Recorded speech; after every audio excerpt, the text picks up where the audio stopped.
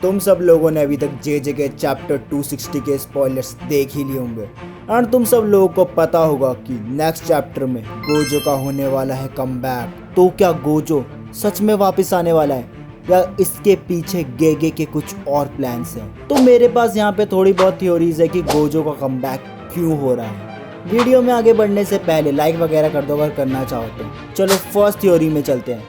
अगर तुम अभी तक जे के मांगा को फॉलो कर रहे हो तो तुम्हें पता होगा कि भाई जब सुकुना और गोजो की फाइट चल रही थी तो उस टाइम की मांगा sales compare to this time ज़्यादा थी।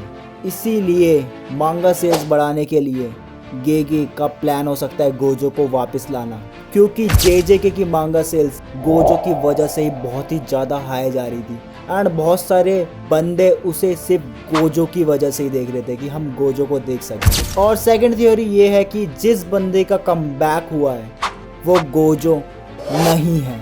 अब तुम क्वेश्चन पूछोगे अगर वो गोजो नहीं है तो वो है कौन?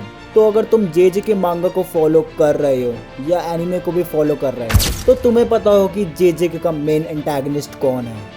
वो है केंजाकू एंड हमें उस पिक्चर में भी दिखाया गया है कि भाई उसका पूरा फॉरहेड कवर है उसके हेयर से, इसलिए वो केंजाकू हो सकता है ना कि गोजो, क्योंकि जे के मांगा एंड होने वाली है एंड हमें पता है भाई एंड में हमारा मेन एंटागनिस्ट ही लड़ाई करेगा तो वो मोस्ट प्रोबेबली केंजाकू हो सकता है जिसने गोजो की बॉडी को पोजेस कर लिया है। और थर्ड थ्योरी है कि सुकुना भाई हेलुसिनेट कर रहा है यूजी के पंच के बाद जब उसने उसका चेस्ट फाड़ दी थी। मतलब कि उसे भाई ऐसा दिख रहा है कि गोजो मेरे सामने खड़ा है लेकिन वो बंदा वहाँ पे खड़ा नहीं है। वो उसके माइंड में ओनली फॉल्स इमेज छप गई है कि भाई यहाँ पे बंदा गोजो खड़ा है और मेरे को इससे भी निपटना पड़ेगा। ऐसा हो सकता है क्योंकि यूजी ने भाई उसे बहुत ही ज़्यादा गंदी तरह मार रहा था उस टाइम, टोडो एंड यूजी। एंड लास्ट थ्योरी हमारी ये हो सकती है कि गोजो का रियल में कमबैक हुआ है एंड वो यहाँ पे फाइट करने नहीं आया, वो सिंपली यूजी को पावर्स प्रोवाइड कराएगा अपनी तरफ से जिससे यूजी